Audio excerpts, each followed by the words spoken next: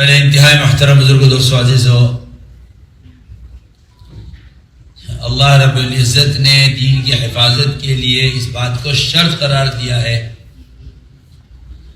کہ امت کا ہر طبقہ اپنے ذمہ دعوت اللہ کو فرض عین سمجھے۔ امت کا ہر طبقہ اپنے ذمہ دعوت اللہ کو فرض عین سمجھے۔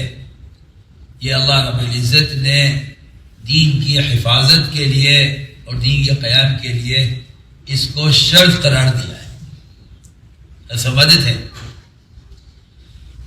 3 طبقات پر امت مشتمل ہے، مرد، عورت اور بچہ۔ اگر اس میں سے کوئی ایک طبقہ بھی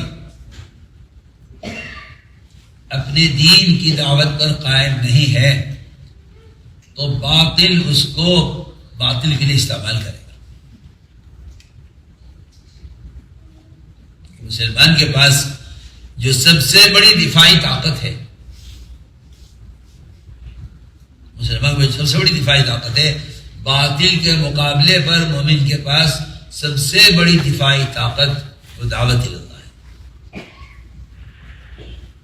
اگر اس سے بڑی کوئی دفاعی طاقت ہوتی تو اللہ رب العزت اس کا حکم فرماتے، لیکن دعوت اللہ سے بڑھ کر مومن کے پاس کوئی دفاعی طاقت نہیں ہے۔ اس لیے یہ بات بالکل قرآن سے بھری ہوئی ہے کہ دعوت کے فریضے کا چھوٹ جانا امت کے ارتداد کا سبب بنا ہے۔ دعوت کے فریضے کا چھوٹ جانا امت کے ارتداد کا سبب بنا ہے۔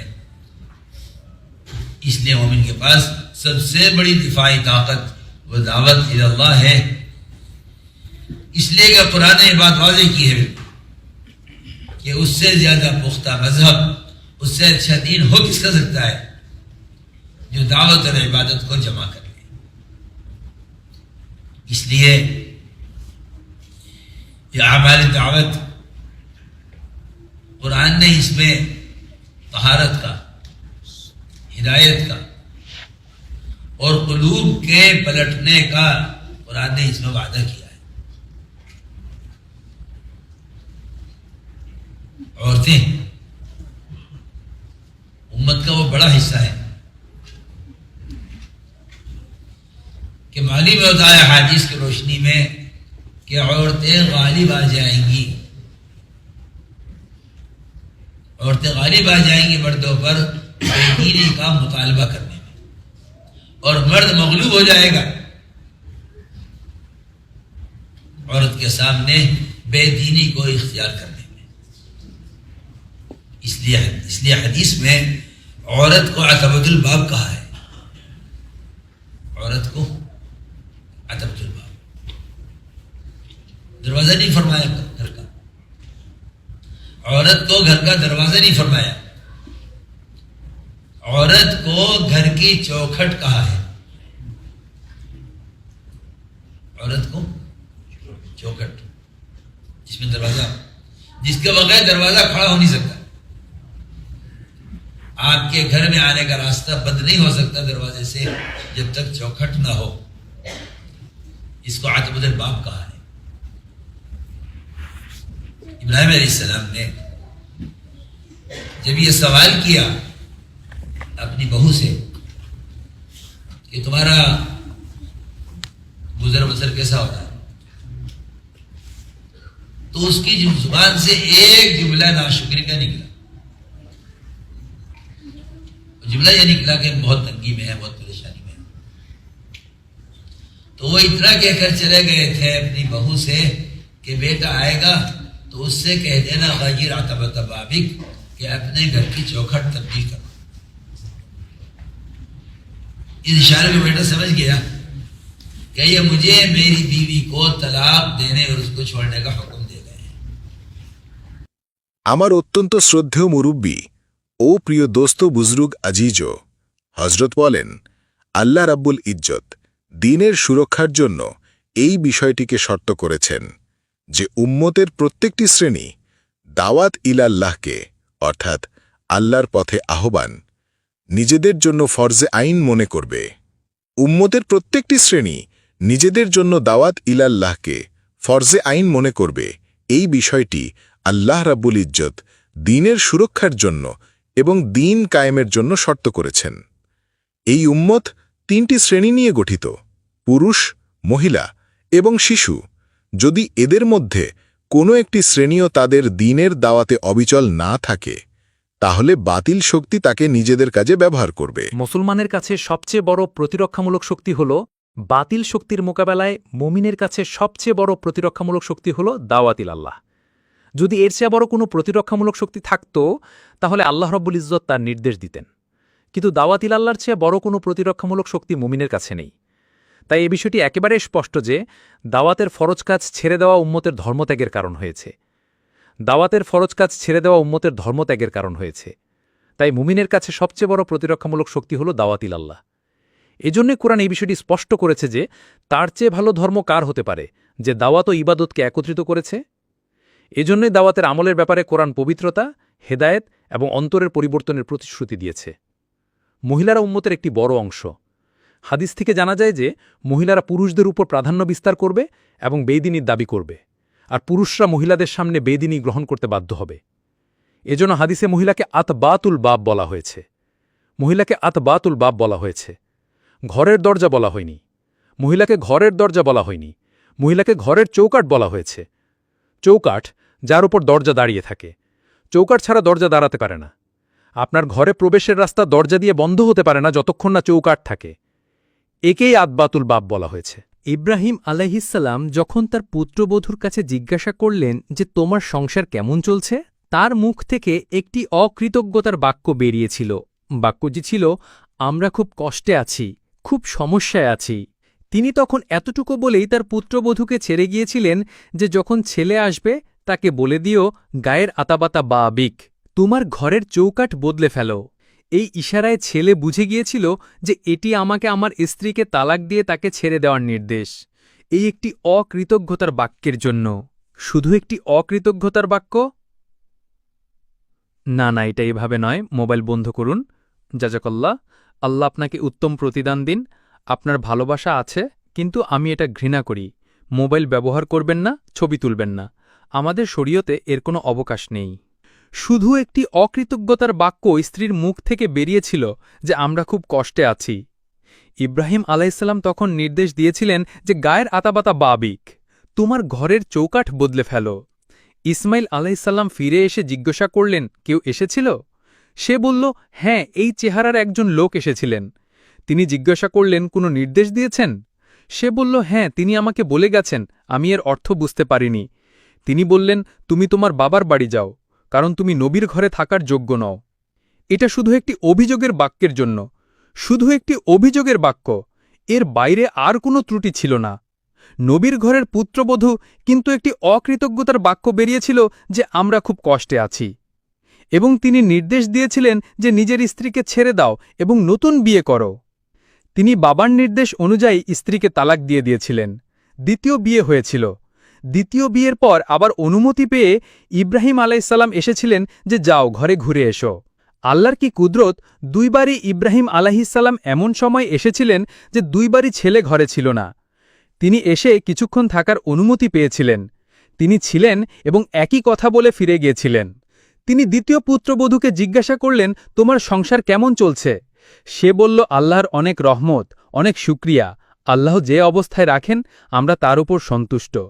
তখন তিনি বললেন, ছেলে এলে তাকে বলে দিও যে এই চৌকাঠটি সামলে রেখো।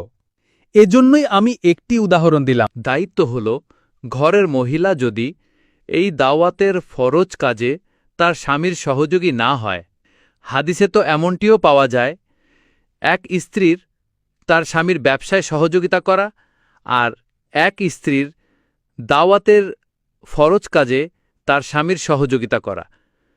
একটি হাদিস কেয়ামতের কাছাকাছি সময় সম্পর্কে বর্ণিত হয়েছে।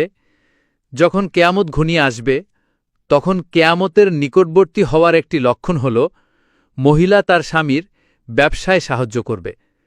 মহিলা ব্যবসায় তার স্বামীর সাহায্য করবে। এটি কেয়ামতের 5টি লক্ষণের মধ্যে একটি, যা এক হাদিসে একত্রিত করা হয়েছে। এর মধ্যে একটি লক্ষণ এটিও পাওয়া যায়। এর মধ্যে 5টি লক্ষণ আছে, যার মধ্যে এই যুগে বেশিরভাগ লক্ষণই দেখা যায়। যার মধ্যে একটি লক্ষণ হল মানুষ সালাম দেবে, কিন্তু পরিচিতদের সালাম দেবে। সাধারণত হাদিসের ব্যাখ্যাকারীরা এই বিষয়ে বলেছেন যে এই হাদিসের অর্থ হল মানুষ তার আত্মীয়, তার পরিচিত, তার বন্ধুদের সালাম দেবে। সাধারণ মুসলমানদের মধ্যে সালাম দেওয়া শেষ হয়ে যাবে। আত-তাসলিম বিল মারিফা মিন আশরাতিস সাআহ, পরিচিতদের সালাম দেওয়া কেয়ামতের লক্ষণ, এই হাদিসের বর্ণনা আছে। কিন্তু আমি এই বর্ণনার চেয়েও বেশি গুরুত্বপূর্ণ এবং গভীর একটি অর্থ বুঝি, যে কেয়ামতের কাছাকাছি সময়ে মানুষ যদি কাউকে সালাম দেয়, তাহলে আগে পরিচিত হবে, জানবে এই ব্যক্তি কে। আমি মনে করি এই বর্ণনার অর্থ এর চেয়েও বেশি গুরুত্বপূর্ণ, যে মুসলমান বাহ্যিকভাবে সুন্নত থেকে এতটাই উদাসীন হয়ে যাবে যে তার নাম জিজ্ঞাসা না করে তাকে সালাম দেওয়া যাবে না। এই বর্ণনার এই অর্থও হতে পারে যে কিয়ামত যখন ঘনিয়ে আসবে এবং অমুসলিমদের রীতিনীতি, তাদের বেশভূষা মুসলমানদের ব্যবস্থায় এবং মুসলমানদের প্রয়োজনে প্রভাব বিস্তার করবে, তখন একজন মুসলমানকে চেনা কঠিন হয়ে যাবে। তখন তাকে চেনার জন্য তার নাম জিজ্ঞাসা করতে হবে, তারপর সালাম দেওয়া হবে। আমি মনে করি এই বর্ণনার এর চেয়েও বেশি গভীর অর্থ হল মুসলমানকে আগে চিনবে যে এই ব্যক্তিকে, তার ধর্ম কি, তাকে সালাম দেওয়া জায়েজ কিনা। আমি মনে করি আমি একটি হাদিস পেশ করেছি, আমি কেয়ামতের লক্ষণ সম্পর্কে একটি হাদিস পেশ করেছি, যে মহিলা তার স্বামীর ব্যবসায় সাহায্য করবে। কিন্তু এর বিপরীতে সোনালী যুগ যা ছিল, সেই যুগে মহিলারা দাওয়াতে ইলাল্লাহর এই ফরজ কাজে নবীদের এবং সাহাবীদের সাহায্য করত। আল্লাহর দিনকে দুনিয়ায় কায়েম করার এই ফরজ কাজে মহিলারা তাদের স্বামীদের সাহায্য করত। এই কথা ইতিহাস থেকে স্পষ্টভাবে প্রমাণিত হয় যে মহিলারা দাওয়াতের এই ফরজ কাজে তাদের স্বামীদের সঙ্গ দিয়েছে, সেই নবীদের উম্মত অনেক বড় হয়েছে। রাসূলের 11 জন স্ত্রী ছিলেন, তিনি 11টি পরিবার থেকে একই সময়ে এই দাওয়াতের ফরজ কাজের জন্য 11টি পরিবারকে উৎসর্গ করেছিলেন। এজন্যই আপনার উম্মত সবচেয়ে বড়।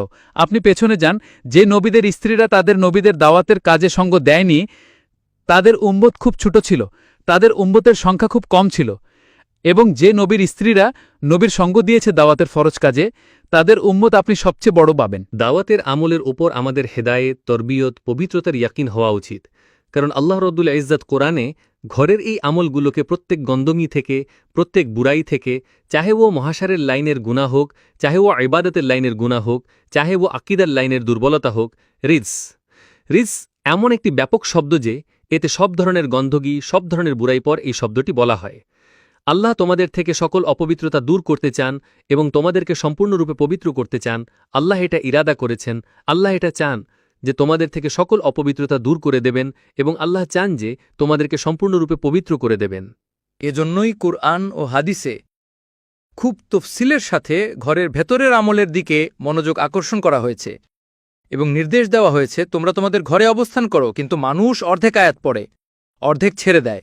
কোরআনের অর্ধেক আয়াত পড়ে, অর্ধেক ছেড়ে দেয়, বলে যে মহিলাকে দাওয়াত ইলাল্লাহর জন্য বের হওয়া উচিত নয়। এটা এমন একটি ভুল ধারণা উম্মতকে দেওয়া হয়েছে যে এই ভুল ধারণা উম্মতের একটি বড় অংশকে, মহিলাদেরকে এই দাওয়াতের ফরজ কাজ থেকে মুক্ত করে দিয়েছে। কারণ মনে এই ধারণা বসিয়ে দেওয়া হয়েছে যে মহিলাদের দায়িত্ব দাওয়াতের কাজ নয়। অথচ কুরআন যদি মনোযোগ দিয়ে পড়া হয়, তাহলে উম্মতকে এই ফরজ কাজের জন্য সম্বোধন করা হয়েছে। এবং দুনিয়ার কোনো শক্তি নেই যা মহিলাদেরকে উম্মত থেকে আলাদা করতে পারে। উম্মতের অস্তিত্ব মহিলাদের থেকে, উম্মতের অস্তিত্ব মহিলাদের থেকে। কোরআনে পুরুষ ও মহিলা উভয়কেই দাওয়াতের ফরজ কাজের নির্দেশ সমানভাবে দেওয়া হয়েছে, এবং মমিন পুরুষ ও মমিন মহিলারা একে অপরের বন্ধু। তারা ভালো কাজের নির্দেশ দেয় এবং মন্দ কাজ থেকে নিষেধ করে।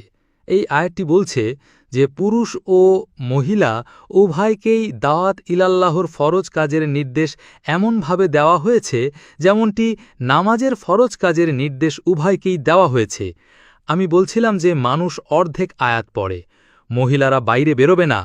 অথচ পরের অংশটি হল যে এই মহিলারা জাহিলিয়তের যুগের মতো সেজে গুজে বেপর্দা হয়ে বাইরে বেরোবে না। এই না বেরোনোর নির্দেশটি ছিল সেই জাহিলিয়তের যুগের পদ্ধতির জন্য, যে মহিলারা বেপর্দা হয়ে সেজেগুজে ঘর থেকে বেরোবে না। বরং তো হাকিকাত হ্যাঁ, হজরত খালিদ রাদিয়াল্লাহু আনহু ময়দানে ছিলেন এবং মুশরিকরা তাকে 4 দিক থেকে ঘিরে ফেলেছিল। এবং বিজয়ের কোনো সম্ভাবনা ছিল না, আর শত্রুরা তার কাছাকাছি পৌঁছে গিয়েছিল এবং শত্রুরা তাকে ঘিরে ফেলেছিল। তিনি যুদ্ধ করতে থাকলেও কোনোভাবেই বিজয় হচ্ছিল না এবং শত্রুর বলয় তার উপর সংকীর্ণ হতে লাগল। হঠাৎ এক মহিলা, যার মুখ এমনভাবে ঢাকা ছিল যে কোনো দিক থেকে চেহারার কোনো অংশ দেখা যাচ্ছিল না, সে হঠাৎ এক তরবারি নিয়ে সেই ভিড়কে কেটে এগিয়ে যেতে লাগল। লোকেরা তাকে ফেরেশতা মনে করছিল বা অন্য কোনো সৃষ্টি মনে করছিল, কারণ তার কাজ আর তার শক্তি এটাই বলছিল যে এটি কোনো মানুষের কাজ নয়। সে পুরো ভিড়কে ভেদ করে এবং হত্যা করতে করতে হযরত খালিদের কাছে পৌঁছে গেল। লোকেরা তাকে ডাকও দিয়েছিল, তুমি কে? সে কোনো জবাব দেয়নি। সে যখন কাছাকাছি পৌঁছে গেল, হযরত খালিদ সে মহিলার কাছে জিজ্ঞাসা করলেন, আখের তুম কন হো? সে বলল, আমি আপনার স্ত্রী। আপনি এত তাড়াহুড়ো করে বাড়ি থেকে বেরিয়েছিলেন যে আপনি আপনার মাথায় সেই পাগড়িটি রাখতে ভুলে গিয়েছিলেন, যার মধ্যে মোহাম্মদ সাল্লাল্লাহু আলাইহি ওয়াসাল্লামের দাড়ির চুল ছিল। যদি মোহাম্মদ সাল্লাল্লাহু আলাইহি ওয়াসাল্লামের শরীর থেকে বিচ্ছিন্ন চুলের মধ্যে এত শক্তি থাকে, হযরত খালিদের অভ্যেস ছিল যখন তিনি ময়দানে যেতেন তখন সেই পাগড়িটি মাথায় রাখতেন, যার মধ্যে রাসূল সাল্লাল্লাহু আলাইহি ওয়াসাল্লামের চুল ছিল।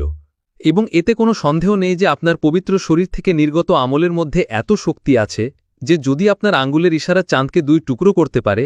এখানে পর্যন্ত লেখা আছে যে যদি আপনি সেদিন চাঁদের দিকে ইশারা করার পরিবর্তে আকাশের দিকে ইশারা করতেন, তাহলে আকাশও 2 টুকরো হয়ে যেত। এটা তার একটি উদাহরণ পেশ করা হয়েছে।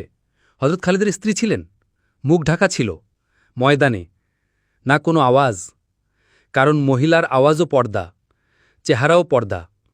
এত পর্দা করো, এত লাগাও, ইতনা করো, ইতনা না করো, এই বহসগুলো সেই সব লোকেরা করে যাদের খতরনাক মাহল থেকে কোনো ভয় নেই। তারা এই বহসগুলো করে যে পর্দা কতটা হওয়া উচিত। এই বহসগুলো সেই সব লোকেরা করে যাদের খতরনাক মাহল থেকে কোনো ভয় নেই। আমি একটি গুরুত্বপূর্ণ কথা বলছি, বুনিয়ানি বাত। জিজ্ঞাসা করা হয় পর্দা কতটা করা উচিত, পর্দা কোথায় করা উচিত। আমি বলি এটা কোনো ইস্তেফতায়ের কাজ নয়। এটা এমন যে একজন অসুস্থ ব্যক্তি যদি খারাপ আবহাওয়ায়, একটি ঠান্ডা এবং একটি জ্বরের বিমার যদি বাইরে বের হয়, তাহলে তাকে যে সতর্কতা অবলম্বন করতে হবে তা তার ভেতরের রোগের, ভেতরের দুর্বলতার কারণে করতে হবে। সে এই প্রশ্ন করবে না যে আমার কতটা সতর্কতা অবলম্বন করতে হবে ঠান্ডা থেকে। বাহির কিছু ফিজা হ্যাঁ, সেটা ফাইসলা করবে যে আপনার কতটা সতর্কতা অবলম্বন করতে হবে। হযরত ওমরের স্ত্রী নামাজের জন্য মসজিদে যেতেন। হযরত ওমর রাদিয়াল্লাহু বারণ করতেন, তিনি মানতেন না। কারণ হযরত ওমরকে তিনি বলতেন, আপনি রোকনেওয়ালে কে? আল্লাহর নবীর যুগে আমরা মসজিদে নামাজ পড়তে যেতাম, আপনি তো কখনো রোকেননি, আপনি কেন রোকছেন? হযরত ওমর বলতেন, যুগ ভালো নেই, যুগ বদলে গেছে অনেক, তুমি সতর্কতা অবলম্বন করো। সেই যুগ ছিল খায়রুল কুরুনের, সোনালী যুগের। সেই যুগ ছিল খায়রুল কুরুনের। সেই যুগে একজন সাহাবীর নজর একজন মহিলার দিকে পড়ল, তখন মহিলাটি পুরুষটিকে বলল, আমার দিক থেকে নজর সরিয়ে নিন, কারণ ইসলাম এসে গেছে। ইসলাম আপনাকে আমাকে দেখতে বারণ করেছে, আপনি আমার দিক থেকে নজর সরিয়ে নিন। এটা সেই যুগের কথা, যে যুগে একজন সাধারণ মহিলা একজন সাহাবীকে বলছে যে আপনি আমাকে দেখবেন না, ইসলাম এসে গেছে। হযরত ওমর বলেছিলেন যুগটা মসজিদে যাওয়ার মতো নেই, এখন যুগটা মসজিদে যাওয়ার মতো নেই। তিনি মানতেন না। হযরত ওমর রাদিয়াল্লাহু একটি বুদ্ধি খাটালেন এবং রাতে অন্ধকারে যখন তিনি মসজিদে যাচ্ছিলেন, হযরত ওমর একটি জায়গায় দাঁড়িয়ে গেলেন এবং যাওয়ার পথে নিজের স্ত্রীর হাতে আঘাত করে লুকিয়ে গেলেন। মহিলাটি বুঝতে পারল না কোন পুরুষ আমাকে আঘাত করেছে। তিনি ফিরে এসে ফজরের নামাজে গেলেন না।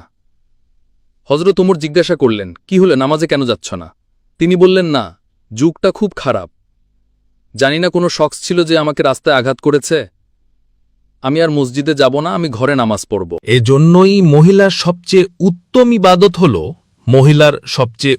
ইবাদত হল তার ঘরের সেই অংশে যা ঘরের সবচেয়ে ভেতরের অংশ। যখন ইবাদতের জন্য তার ঘরের ভেতরের অংশ বেশি উত্তম, ঘরের আঙিনা থেকে, ঘরের বারান্দা থেকে, ঘরের কামরা থেকে উত্তম হল ঘরের ভেতরে যদি কোনো স্টোর থাকে বা ঘরের ভেতরে কোনো ছোট কামরা বানানো আছে, তাহলে সে যতটা ঘরের ভেতরে থাকবে ততটাই আল্লাহর বেশি কাছে থাকবে। আমি বলছিলাম যে হযরত খালিদের স্ত্রী ছিলেন, তিনি নাকাব পরেছিলেন এবং কেউ বুঝতে পারেনি যে তিনি কে। আমি বলছিলাম যে এই হাঙ্গামা এবং এই যুদ্ধে হযরত খালিদ চিনতে পারেননি যে এই মহিলাটি কে। আমি বলছিলাম যে বুনিয়াদী তরপর আমাদের এই বিষয়ে বিচার করা উচিত যে ঘরে থাকার অর্থ কি। ঘরে থাকার অর্থ হল তোমরা জাহেলিয়াতে যুগের মতো সেজেগুজে বাইরে বের হওয়ার রীতির থেকে বিরত থাকো। এটা বলা হয়েছে যে তোমরা তোমাদের ঘরে থাকো, এবং তারপরে পরে বলা হয়েছে যে ঘরের ভেতরে তোমাদের যে জিতমাই আমল করার আছে, ওয়াজকুরনা, এটি জামাইয়ের সিগা, আমরের সিগা, মহিলাদের জন্য ওয়াজকুরনা। আর তোমরা আপোষে সেই কোরআনের আয়াতগুলো চর্চা করো, যার মধ্যে সবচেয়ে বুনিয়াদী চিজ আমরা বলি যে রোজানা ঘরে কোরআন তাসিহের একটি হালকা, মর্দ অরত মেহরিম যারা আছে, যাদের সাথে পর্দা নেই, তাদের সাথে জমা হয়ে ঘরে রোজানা এই কোরআনের হালকা।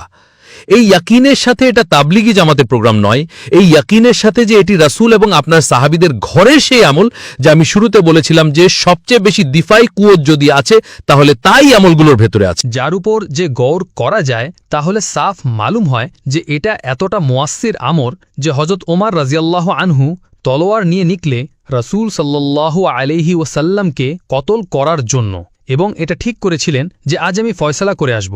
হজরত ওমর রাজিয়াল্লাহু আনহু নিজেই বলেন যে আল্লাহ তাআলা হজরত ওমরের দিলকে যেভাবে পলটিয়েছেন, যদিও তা তাদের সুদীদ কুফুরের হাল ছিল, যে তারা বলতেন যে আজ আমি রাসূল সাল্লাল্লাহু আলাইহি ওয়াসাল্লামকে কতল করে আসব। এই এত কঠিন দিলকে পাল্টিয়ে দিয়েছেন তা গড়ে কোরআন তাসিহের হালকা, যেখানে খাব্বাব রাদিয়াল্লাহু তাআলা আনহু তাদের বোন ভগ্নিপতিকে কোরআন শিখাচ্ছিলেন। তার হালকিসি আওয়াজ হজরত উমর রাদিয়াল্লাহু তাআলা আনহুয়ের কানে পড়ল। যদিও বুঝতে পারেননি যে আলফাজ কি, কিন্তু এতটা মালুম হয়ে গিয়েছিল যে কোরআন পড়া হচ্ছে। তাই সাবাব হয়েছে হজরত উমর রাদিয়াল্লাহু তাআলা আনহুকে হিদায়েত পাওয়ার জন্য। আমি বলছিলাম যে কোরআন এই ঘরের আমলগুলোকে বয়ান করে বলেছে যে যদি ঘরে এই আমলগুলোর গুরুত্ব থাকে তাহলে আল্লাহ তাআলা তোমাদেরকে এর মাধ্যমে পবিত্র করতে চান। যে সংখ্যায় পুরুষদের জামাত বের হয়, ঠিক সেই সংখ্যায় মহিলাদের জামাত বের হওয়া উচিত। যেমন প্রতিটি বাজার, প্রতিটি এলাকার পরিবেশ গাস্টে দাওয়াতি সফরের মাধ্যমে বদলানো হয়, ঠিক তেমনইভাবে মহিলাদের জামাত বের হওয়া এই সময়ের অত্যন্ত জরুরি এবং অপরিহার্য প্রয়োজন। এখনকার সময়ের সবচেয়ে গুরুত্বপূর্ণ দায়িত্ব হল মহিলাদের দাওয়াত ও তাবলীগের পথে বের হওয়া, যাতে প্রতিটি ঘরের ভিতরে মহিলাদের জামাত পৌঁছাতে পারে, প্রতিটি ঘরের পরিবেশ বদলানো যায়। আমাদের দেশের অবস্থা তো এমন যে ধর্মত্যাগ ঘরে ঘরে এমনভাবে ঢুকে পড়েছে, অথচ এলাকার মসজিদের ইমাম পর্যন্ত জানেন না তার এলাকার ঘরের অবস্থা কেমন। এই সময় মহিলাদের জামাত ঘরে গিয়ে শিরক ও কুফরের প্রথা দূর করছে, ঘর থেকে মূর্তি বের করছে, এবং এটাই সাধারণ জামাতগুলোর প্রতিদিনকার কাজ হয়ে গেছে। ধর্মত্যাগীদের ঘরেও জামাত গিয়ে কাজ করছে, বিশেষভাবে মহিলাদের জামাত তাদের ঘরে গিয়ে চেষ্টা করছে। আমি জোর দিয়ে বলছি, আমাদের উচিত এই বিষয়ের গুরুত্ব বোঝা। যেমন পুরুষদের 2-3 দিনের জামাত বের হয়, তেমনইভাবে 3 দিনের জন্য মহিলাদের জামাত বের করার আয়োজন করা উচিত, নির্দিষ্ট নিয়ম শৃঙ্খলা ও সময় মেনে। পুরুষদের উচিত নিজেদের মহিলাদেরকে দাওয়াতি পথে বের করতে সাহায্য করা, আর মহিলাদের উচিত সাহস করে নিজেদের স্বামীদের কাছে দাবি তোলা, যেন তারা এই দাওয়াতের পথে নিজেরা বের হতে পারে এবং এই ফরজ দায়িত্ব নিজের মাধ্যমে আদায় করতে পারে।